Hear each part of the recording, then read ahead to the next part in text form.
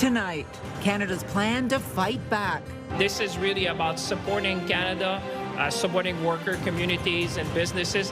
Counter tariffs and support for Canadian businesses. We just sort of have to prepare for it the best that we can and decide if it's going to have to impact consumer pricing and stuff at this point. As local businesses look to pivot and prepare as best they can. Was that American wine spotted on a Kemptville grocery shelf? I think we should be sticking to Canadian wine, not American, especially what's going on with Trump.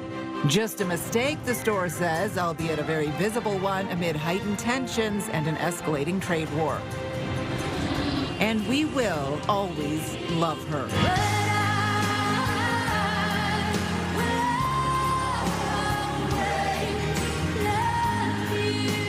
The queen of country music, a unifying force, a prolific songwriter, and larger-than-life performer, Dolly Parton passes away at 80.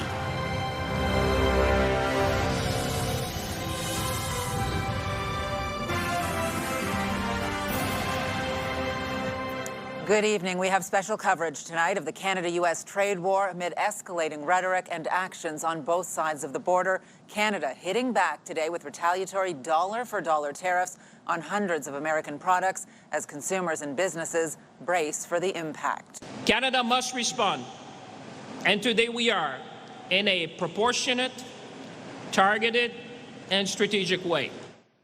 Those retaliatory measures include dollar-for-dollar counter tariffs on more than $27 billion worth of American imports. The levies, ranging from 15% to 50%, will apply to 700 products, including smartphones, makeup, carpets, and kitchenware. The government also announcing $7.8 billion in support for Canadian workers and businesses.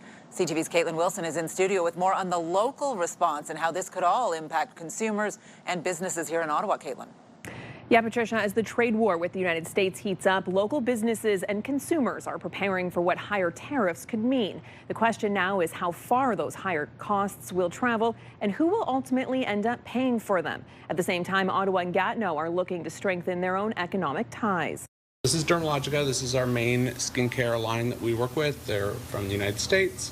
As the trade war with the United States heats up, local businesses are preparing for what's to come. It's too early for the information to come to us directly, so all I can really do is prepare that costs are going to go up. Manicure, pedicure, and other beauty products are now among the goods targeted by Canadian retaliatory tariffs. And for small businesses like Smudge Beauty Bar, which sources some of its products from the U.S., the question is how much those costs could rise. We just sort of have to prepare for it the best that we can and decide if it's going to have to impact consumer pricing and stuff at this point. And as Canada imposes new tariffs on U.S. goods closer to home, Ottawa and Gatineau are looking to remove trade barriers within the region. All kinds of businesses, for example, craft breweries in Gatineau, can't sell their products on our shelves in Ottawa. The two mayors signing a new economic cooperation agreement with the goal of making it easier to do business across the river.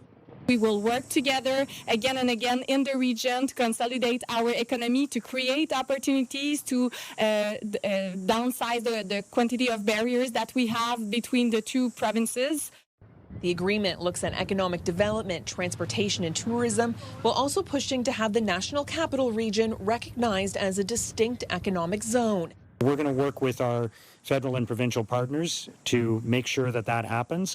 While local businesses wait to see how the trade war with the U.S. will hit their bottom line, consumers are also weighing what it could mean for their wallets.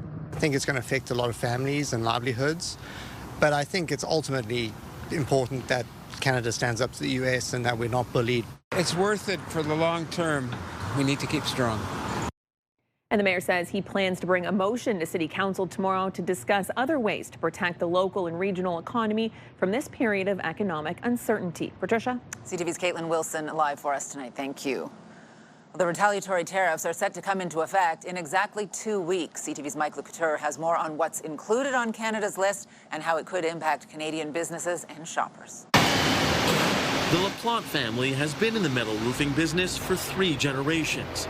In that time, they've weathered a lot of storms, but this trade war feels different. We've been focusing and trying to grow our sales in the U.S. for the last 50 years, and now to see that disappear is quite a shock. It's why he and his son are welcoming the $7.5 billion support package from the federal government, including extra money for employment insurance. We're going to stand up for you. The federal government also released the nearly 700 products it's targeting in their dollar-for-dollar tariff package on American goods starting September 8th. Tariffs on U.S. steel and aluminum will go from 25% to 50%.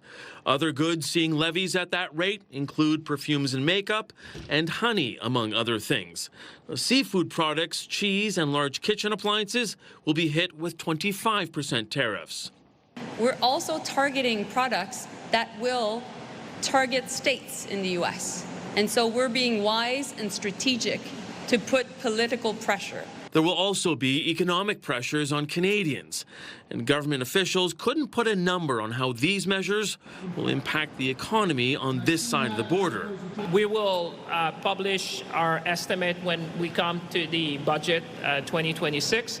But for the time being, I would say with the measures we're putting forward, this is really about supporting Canada, supporting worker communities and businesses. Now, to help businesses even more, Philippe Laplante would like the government to go one step further. Our Canadian government needs to be pushing that the hospitals, army bases, whether it's a school being built across Canada, is using Canadian steel by Canadian manufacturers here in Canada. The government is also expanding a number of federal loan and grant programs. Billions of dollars will be made available to fund shovel-ready projects for Canadian businesses. And the Canadian Chamber of Commerce says this help needs to be in place urgently. Mike Lecouteur, CTV News, Ottawa. Well, amid the trade war, the federal government is urging people to continue buying Canadian. The sentiment certainly still strong, which is why some shoppers in Kemptville were surprised and upset to see American wine on shelves at a local grocery store. CTV's Dylan Dyson was in Kemptville and brings us more on this tonight. Dylan. Yeah, Patricia, we were alerted to this by a viewer who said a store in Kemptville had set up a full display in the front of the beer and wine section, prominently selling wine from California. I saw the wine on display this morning, and within hours of contacting Loblaw, the dusty U.S. bottles were pulled from the shelves once again.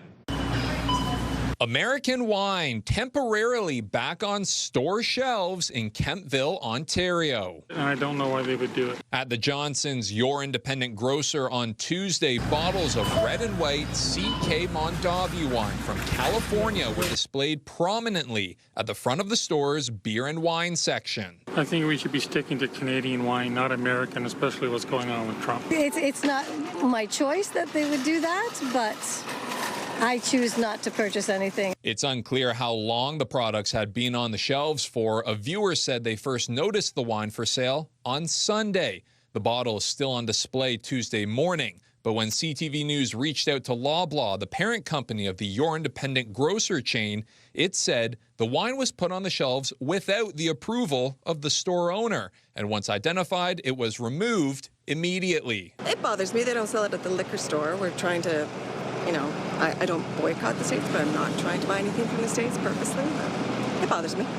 I wouldn't buy it. Ontario implemented a province-wide ban on U.S. booze back in March 2025 with no American alcohol available for sale by the LCBO to retail or wholesale customers. Responding to the appearance of the American wine, the Office of Ontario's Finance Minister saying, "We have been clear. U.S. alcohol will remain off shelves. We expect all retailers, including this grocer, to follow the rules." The incident reigniting shoppers' patriotism amid trade tensions with Donald Trump and the United States. I have my app with the little beaver on it to buy Canadian, and I check everything now before I buy it. So everything that I can buy Canadian, I do.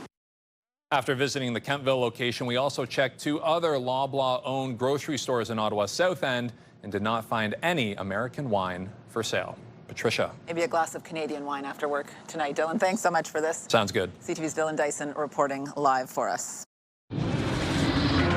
Still ahead, the check is in hand, but the money is not. An Ottawa company says they did the work but didn't get paid and are the victim of a scam. Police say it's one that comes with its own unique red flag. That story coming up. Well, as the trade war heats up, Donald Trump making a new threat towards Canada to rename Lake Ontario to Lake America. The U.S. president posting this photo on social media showing a map of Lake Ontario with the name crossed out, replaced with Lake America.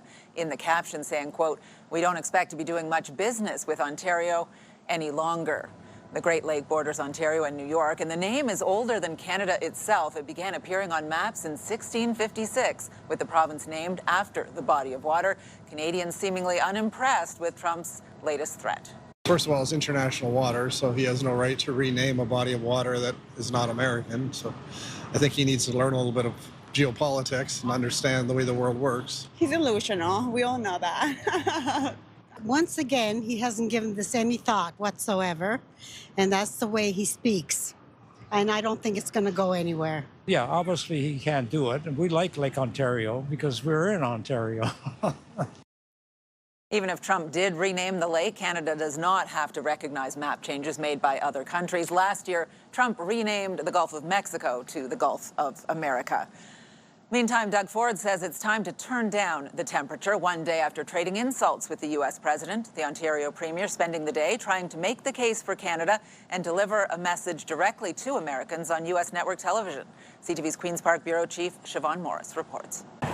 A day after an invitation from the premier to the U.S. president. I have a lot of real estate on my ass, so he has a lot of room to kiss my ass. And a news conference littered with insults. I don't respond to a dictator like President Trump, the king of bankruptcies. This guy's a loser. I have more courage, more brains in my baby toe than he has in his whole body. Not at all. Today, Premier Doug Ford quieter in the halls of Queen's Park, making the case against tariffs on American TV. We're the number one customer to 17 states, number 2 to 12 others. I'd rather make a great deal and support the American people, support the Canadians. The shift in tone after Donald Trump targeted the province, musing online about renaming Lake Ontario to Lake of America and about pulling back on doing business with Ontario. Why have you all of a sudden sort of chilled out here?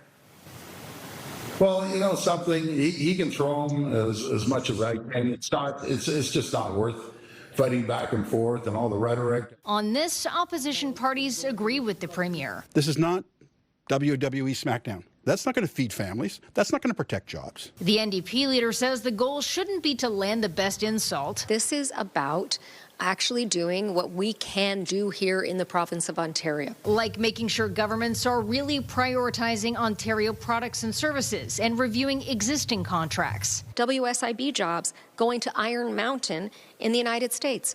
ODSP jobs being privatized with an American firm. The premier has rejected calls from the opposition to bring the legislature back early. The return set for late October. Siobhan Morris, CTV News. Well, joining us now to discuss all the latest trade war developments is Vashi Kapellas, chief political correspondent for CTV News. Lots to talk about. We'll get to that Ontario stuff in a minute. But if we can start with what the federal government did today, Vashi, and continually saying reluctantly entering this trade war, but a pretty strong move today. Can you gauge in what you're hearing what the support is for those countermeasures that were announced and just how effective they are perceived at potentially being as the government made its big announcement earlier this morning? Yeah, it is significant that we are leveling counter tariffs of this scope, only because that is something that the Prime Minister, since he was elected, kind of backed away from. Like, there were some counter tariffs in place. There was a strategy to potentially impose more. And he very early on said there's a limit, essentially, to how much our economy can absorb. So this is a departure from that, obviously brought on by the way in which the U.S. government and the White House has navigated this, and the 338 tariffs, to be specific, that came into place overnight on Saturday or Friday into Saturday, if I remember correctly. And I think what's interesting here is there's a couple of different parts, right? There's the political aspect, which is, will this cause Trump to fire back more, or will it actually cause there to be more pressure on Trump to dial down the tariffs on Canada? That's a big question mark. From a Canadian perspective, a more domestic perspective, it's a tough one, right? Because these are taxes that are applied to products that we buy, and a lot of products like makeup or aluminum foil, like things that we're very used to purchasing, or paper towels. All of this will have a germane impact on the cost for you and I and everyone watching. And germane because we're talking about 25% or higher. Like, these are substantial increase in costs at a time when things are already on average about 30% more expensive than they were in 2020. So there's a political calculation to all of this. There's an economic calculation to all of this. And in the aggregate, the tariffs from the U.S. plus the counter tariffs are going to have a depressive impact likely on economic growth in the country, particularly at a time when we were banking on growth to pick up in the last half of the year, Patricia. It is going to hurt, no doubt. I want to talk about Doug Ford and him striking that very different tone today, the pressure on him to, as he says, try to bring that temperature back down today, because there's real concern, real fear that, you know, as much as we have seen this attack from Donald Trump, that it could get worse, that right now we are afforded considerable protection under CUSMA, which is still in place, and there is a worst case that could still follow, right? Very much. Perfectly put, Patricia. That is really what the worst case would be. If the President of the United States signaled in writing, as he is required to do under the tenets of CUSMA, that he wants to withdraw from CUSMA, he has to give 6 months written notice if that is the case. Right now, I mean, that is not to take away from the pain that's being inflicted by tariffs in existence right now. But if you were to remove the protection, as you put it, afforded by CUSMA, you're looking at 80 to 85% of the trade that we do with the United States. The impact would be massive. Like when I talked about a depressive impact on economic growth, I mean, you'd be looking at, I think it's, I can't find an economist who wouldn't say it'd be a recession in this country if that were the case. Hopefully it doesn't get to that point, but we can't really bank on hope as a strategy. And so I think, you know, obviously that should weigh on leaders. I think two things can be true. We have a very emotional response to being attacked, our sovereignty being attacked, the verbiage that the president uses, all of it in sum, right? We understandably feel a certain way about that. And the leaders of our country are probably no different than the rest of us in that vein. But ultimately, at the same time, it can also be true that a trade war with the United States will have a massive impact on our economy and on jobs and our ability to be employed and pay for food on the table for our families. And so all of those things have to be taken into consideration by our political leadership. Just quickly, you're in Toronto getting set for the national news tonight. How is the whole Lake Ontario, Lake America thing playing out there? It keeps driving people to go, oh my gosh, like, will this ever end? Like, you know, it substantiates and supports the emotional reaction that we have, I think, as Canadians right now to what the president is doing. But once again, it's hard for political leaders, right? Because they have to navigate that kind of response and then also the potential economic damage and figure out how they're going to move forward. CTV's Vashi Kabel is live before us tonight. Thank you very much. And stay with CTV News for continuing coverage of the trade war. For updates on radio, tune into News Talk 580 CFRA and CTV News Channel at any hour. Well, turning now to other news making international headlines. Country music lovers around the world mourning Dolly Parton, who has passed away at the age of 80. The legendary musician and philanthropist rose to stardom as a singer and performer, but will be remembered for so much more. CTV's Geneviève Beauchemin has more on her life and legacy. With her outsized personality and hairdo, Dolly Parton lived her life in rhinestones. Just because I'm blonde, don't think I'm dumb. But down-to-earth empathy shone through in the music she brought to millions worldwide. I don't think about my life in terms of superstar. I'm just working girl. I always say, and it's the truth, that I am a workhorse that looks like a show horse. Just days ago, she shared a health update with fans, saying she was dealing with issues and that even though she was healing, she was still working. Jolene, Jolene, Jolene, Jolene. Dolly Parton often said, as she did in song, that she was a country girl's version of glamour. She rose from poverty, the fourth of 12 children, her mother making clothes from rags, to riches, attaining glittering country music stardom and crossing genres.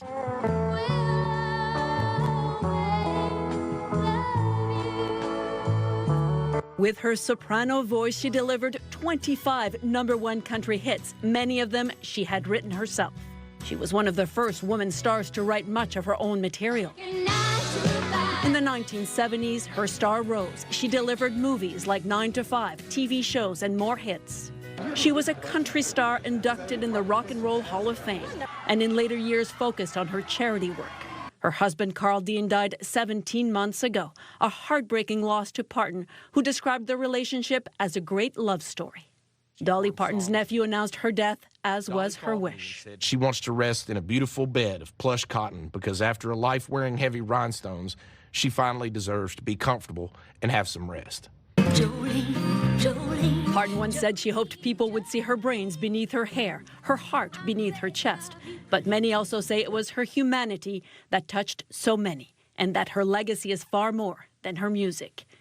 She was 80 years old. Geneviève Beauchemin, CTV News, Montreal.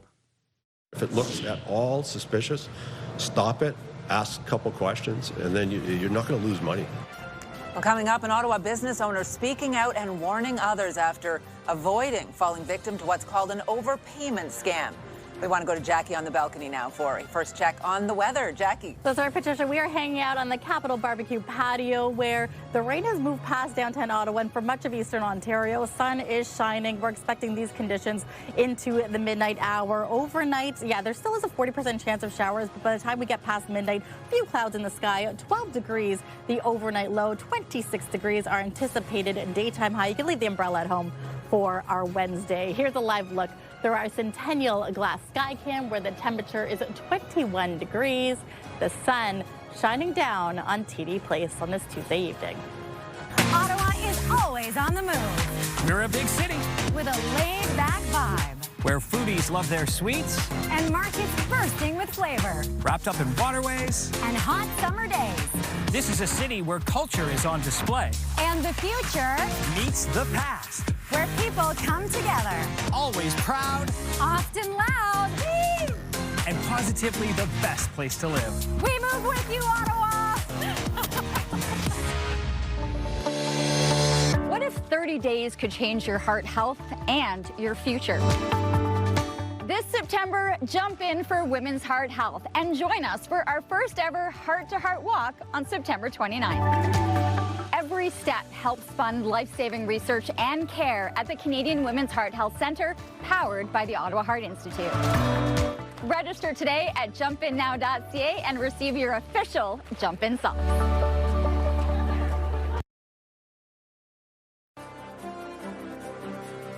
Well, the roads were a bit slow and sluggish last hour, but the late part of the commute sees everything moving reasonably well tonight. An Ottawa business owner is speaking out after thwarting an overpayment scam attempt. It's where someone sends you a fake check over and above the amount you requested, then asks you to send back the difference. CTV's Katie Griffin is here with these details. Katie. Well, Patricia, police say these fake checks are getting so good, even bank employees are getting fooled.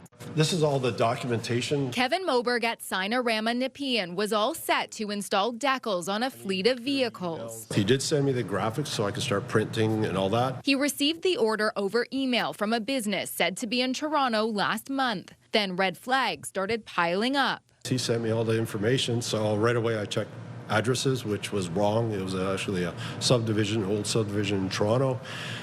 Couldn't find the company name online. But he wanted to see where it went, so the person sent a certified check. He sent me the check and he said, I apologize, the check is about $4,000 too much. The person asked Moberg to deposit the check, then e-transfer him back the difference to an account in Oklahoma. If it's more money than what you're requesting, it's a red flag, it's a fraud automatically. I wouldn't continue with the deal. It's called an overpayment scam. Scammers contact people or companies by text or email, overpay with a fake check, then ask for money back. This type of scam is happening right across the country, including recently in Alberta, where a scammer posed as a homeowner and hired an arborist to cut down a massive tree in her front lawn without her knowing. Ottawa police say they primarily see this for Kijiji and Facebook Marketplace sales, and even bank tellers are being fooled. You go to put that check or money order or bank draft in the bank, it clears, but then 7 days later, the bank will tell you, oops, this was fraudulent and we only picked it up once it passed our clearing section. You're then out the extra money that you've given them and the bank does not repay you. Moberg never sent any money, speaking out so others are on high alert. This one here looked really legit. Like if I was not watching what I'm doing, we may have got caught. And I think a lot of people need to know that this is out there. And if it looks at all suspicious, stop it, ask a couple questions, and then you're not going to lose money. The company named on the check is real, but it says they never issued it. We did reach out to the person who had been emailing Moberg about the order and did not hear back. Patricia. All right, good warning tonight. CTV's Katie Griffin live for us this evening. Thank you. And we have extended coverage of the overpayment scam, some tips for how to avoid it. You can find those stories online at ctvnewsottawa.ca. Well, it's the wettest summer on record in Ottawa, but the rain keeps coming. Enough already. Clouds hung over the capital for much of the day today. There were some showers in downtown Ottawa this afternoon. The good news, though, is sunshine is on the way. It's looking like a really good day tomorrow as we go back to Jackie on the balcony for the full forecast. Jackie. Yes, I did not bring my umbrella earlier this afternoon, Patricia, so I nearly got caught in that rain. It moved fairly quickly, though. That's the good news. I can safely say that you could leave the umbrella at home for tomorrow. We'll get to that in a bit. Taking a look at our satellite now, much of eastern Ontario, you can see that between 1 p.m. and 4 p.m., much of the region did experience a little bit of rain popping up, isolated showers. It's since cleared. There's still a 40% chance that we could see some close to midnight, but after that, we could see clear skies, partly cloudy conditions, but for the most part, right now here in Ottawa, mixed in sun and cloud. I don't see a dark cloud in the sky. That's the good news. 7:53 is the anticipated sundown. So we are getting closer to those shorter days in terms of sunlight. Take a look at this. A little bit more cloud cover around Kingston and Brockville. Mainly clear skies for Ottawa as we get closer to the midnight hour. Tonight's lows across eastern Ontario, fairly cool, 12 to 13 degrees. Look at Bancroft, already down to single digits, but clear skies. That's the good news. So 9 degrees in Bancroft, 10 in Maniwaki, 15 in Montreal. Tomorrow's daytime highs will be very similar to today. 25 degrees, 26 degrees, really throughout eastern Ontario. Those humidex levels will feel closer to about 29, and this will be as early as the noon hour that we could start to feel things heating up. Now, right now, across the country, a little bit of mixed bag in terms of temperature. It's 18 in Goose Bay, mix of rain as well as a risk of thunderstorm. Also in Fredericton, 25 degrees. You can see that green with cooler temperatures, but things are warming up as mentioned. Windsor at 25 degrees, Toronto at 24 as we make our way to the prairies. Regina, 24 degrees, Saskatoon at 22, Calgary getting quite the warm up, 25 in sunshine, very similar to what Vancouver's experiencing with sunshine and 24 degrees. Now a closer look at what we can expect for Wednesday. Fairly nice conditions, sunshine for our 7 a.m. conditions and temperatures as well. We'll start off about 15 degrees, will warm up. It's Thursday though that I want to keep a close eye on. Take a look at this. This is 7 a.m., much more cloud cover. You want the umbrella. We are anticipating 10 to 50 millimeters of rain moving through by 5 p.m. That's when we could likely see heavier rain moving through. Ottawa anticipating could see a severe thunderstorm watch perhaps in effect. So we're keeping a close eye on this and monitoring it very closely. Now a look at our 7-day forecast brought to you by Davidson Hearing Aid Centers, celebrating over 80 years in family business. Again, Wednesday, mix of sun and cloud, 26 degrees at overnight low, 14 going into Thursday. Things are going to start to cool down, 23 degrees, the anticipated daytime high. By Friday, that will be the coolest night of this week, or day, I should say. 20 degrees is what we are expecting. Those overnight lows going down to single digits as we get to our Saturday. 7 degrees for the overnight, 23 in sunshine though for our Saturday. Sunday looking pretty decent as well, with a mix of sun and cloud with a daytime high of 24 degrees. So leave the umbrella at home, Patricia, for our Wednesday, but for Thursday, you're definitely going to need it, especially for the late afternoon, early evening. All right, one good day. Thanks, Jackie. Well, coming up, just how many parking tickets have Ottawa bylaw officers handed out this year? The numbers are up. We'll share those details just ahead. Tonight, Canada counters punishing U.S. tariffs. Canada must respond, and today we are. We'll always call it Lake Ontario.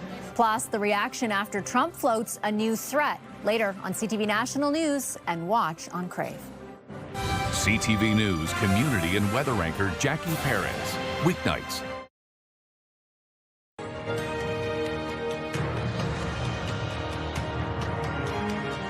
An investigation is underway into the cause of an overnight garage fire in Centertown. Multiple people called 911 around 1:30 a.m. reporting black smoke coming from a building on Lisgar Street. When crews arrived on scene, they found flames coming from the garage with 2 vehicles inside. No injuries were reported. The fire was contained to the garage and 3 tenants were able to return home. A 33-year-old man is dead after an ATV crash north of Kingston. OPP say it happened Saturday night on Green Bay Road in South Frontenac Township. No other vehicles were involved in the crash. The rider was pronounced dead at the scene. The Kemptville District Hospital is warning patients about longer than usual wait times in its emergency department. The hospital says it's currently at 139% capacity, putting pressure on staff and physicians. The hospital is encouraging people who can to access care through their family doctors.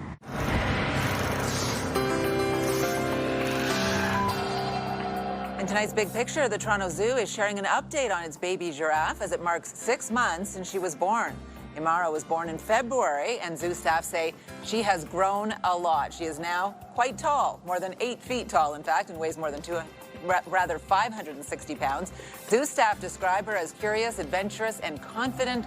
They say she continues to explore her surroundings and learn from her mother.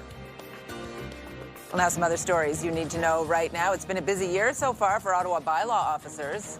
They issued more than 177,000 parking tickets between January and June, up from 171,000 during the same period last year.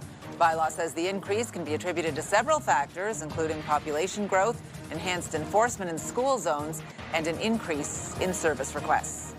OC Transpo is spending millions of dollars to keep its aging articulated buses on the road, with more riders expected this fall.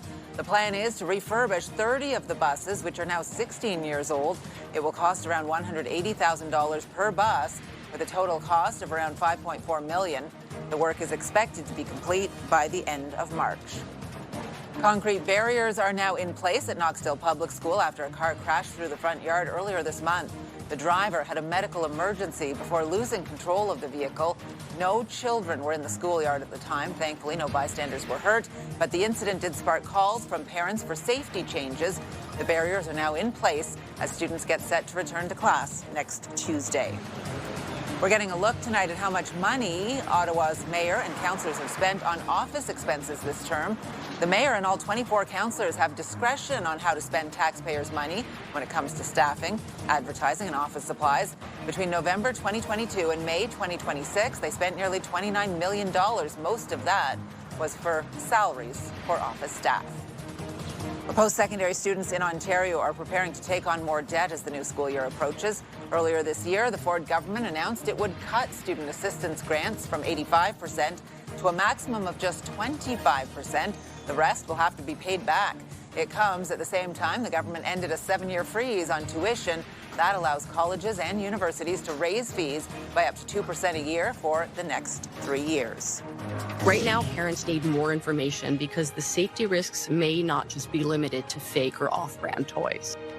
Coming up, Amazon removes several brands of popular children's toys because of safety concerns as Health Canada investigates.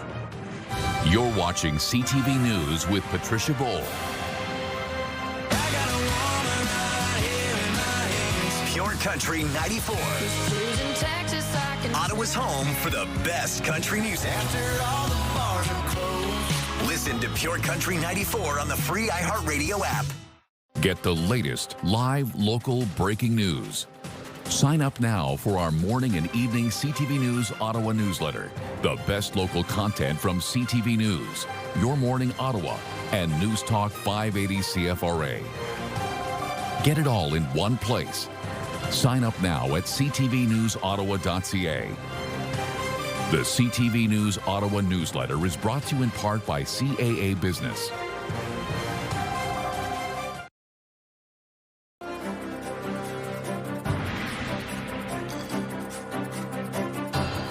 Squishy toys are popular, but if you have them in your home, you may want to take a closer look. Amazon is removing many counterfeit versions of popular brands that were being sold online because they could leak, break open, and pose a serious health risk. Here's CTV's Pat Foran. Loved by kids, the bright, colorful squishy balls are often marketed as calming sensory tools. But there have been cases showing the sticky gel from some toys left kids with red, irritated, or peeling skin. Amazon told CTV News following safety concerns, some squishy toys have been removed from its website. Earlier this month, the Consumer Product Safety Commission issued a warning about fake and counterfeit squishy toys that may pose serious risks to children. Consumer Reports found children were injured after squishy toys burst open. We do know that the risks are not just limited to counterfeit products. And we know that because as part of our investigation, our safety experts bought several toys and tested the gel inside. And one had an acidic pH, the same as lemon juice or vinegar. And a pH like that can cause severe skin irritation, especially in children who have more delicate skin. Health Canada received 32 reports regarding squishy toys. 4 mentioned an injury such as headache, skin rash, and difficulty breathing, and is reviewing the reports to determine whether the products meet all regulatory requirements. It's difficult and sometimes impossible for a parent to determine based on a package or online listing whether a squishy toy is counterfeit. And many of the incidents reported involve name brand products purchased at major retailers. Right now, parents need more information because the safety risks may not just be limited to fake or off-brand toys. Health Canada warns do not leave squishy toys in hot cars in direct sunlight on dashboards or other hot surfaces, as heat can cause them to burst and become a dangerous burn hazard. If your child is playing with these squishy toys, a few strategies can keep them safe. Don't give gel-filled toys to babies or toddlers. Check for holes or tears frequently, and if one does break on your child's skin, wash it off right away and throw out the toy. Pat Foran, CTV News. Returning now to our coverage of the trade war. We've been using the word tariff a lot since Donald Trump first made it the centerpiece of his economic agenda. But how do the levies actually impact businesses? CTV's Andrew Johnson reached out to one company to find out. At Brenco in Delta, BC, they can bend metal, cut metal, and fabricate beautiful public art. But they have no tool to solve uncertainty. We don't know whether we should be investing in equipment or battening down the hatches. In a nutshell, doing business costs more, and finding raw materials is suddenly a problem. Our suppliers will then leave product on the docks because they cannot bring it into the country without a 50% tariffs. Brenco was named after Vanessa Himes' mom, a family business that's done well over 43 years. But over this unprecedented one, they've watched others disappear. We had one of our largest customers leave the country last December. They shut their doors after 40 years, laid off 60 staff locally, and that was it. And they went to Texas. This business expert says that is exactly what President Trump wants to see by making buying Canadian more expensive. Those nuts and bolts have gotten a lot more expensive. There is a domestic supplier that I can use in the United States, and it actually would be cheaper. So I'm going to cancel my orders with you in Canada to avoid paying those tariffs. Himes says the federal support announced today does not help her business. What would? Allowing us to compete on a global market, which would include reducing taxes and increasing our ability to purchase automation, write off capital expenditures. Andrew Johnson, CTV News, Vancouver.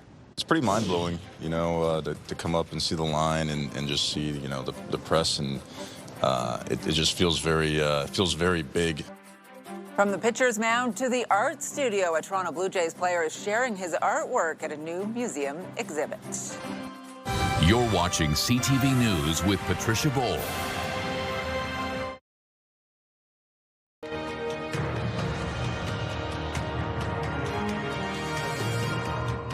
One of the most talked about Toronto Blue Jays players this season is showing fans another side. Pitcher Dylan Cease is also a painter, and he's teamed up with the Art Gallery of Ontario to show a limited edition collection of his artwork.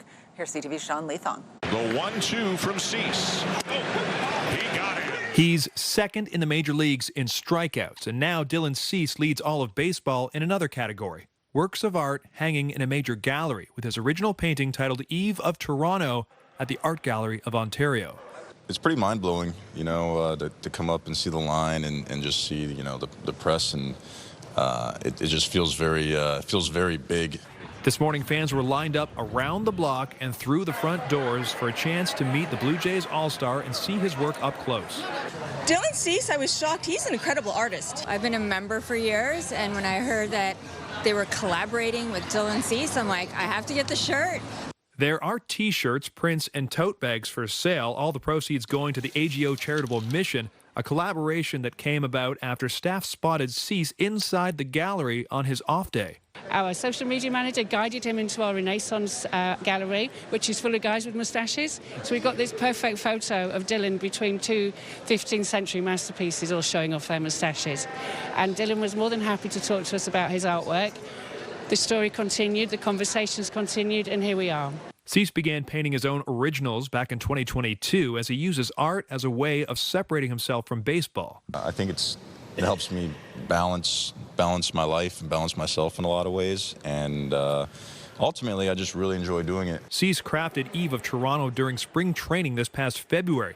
He says the acrylic on canvas represents the anticipation of coming to his new team after signing with Toronto as a free agent. I like seeing opinions on it. Like, you don't have to like it. I like people. Some people love it, some people hate it. It's interesting just seeing the mixed receptions. On this day, the reception was overwhelmingly positive, with Cease taking the time to talk with some young summer campers and meet with fans who connect with his multifaceted personality. A lot of times there's people think that you can't do sports and something like art or music or something like that. So it's also big to the fans that are not only baseball fans but culture fans and people that love the art gallery. It feels good to give back, and it feels good to be a part of the community, and I hope this is just one little step towards being part of the culture, really. And while most people who see Cease's work up close end up walking back to the dugout, here they get to connect with a sports hero in a unique way.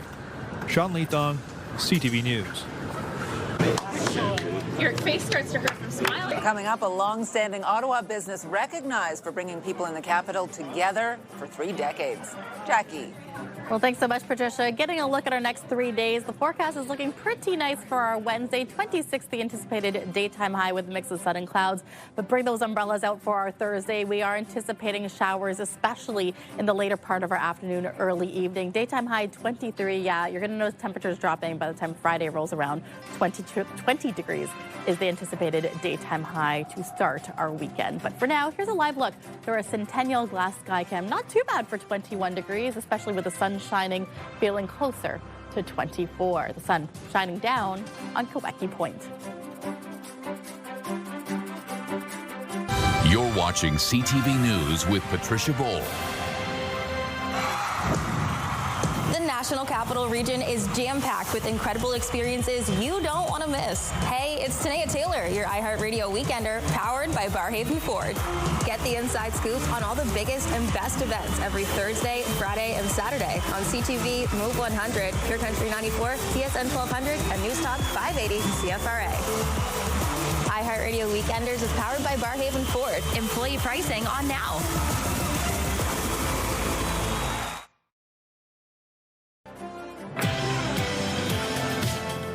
Tomorrow on Your Morning Ottawa, we often hear about the dangers associated with kids and technology, but what about the benefits?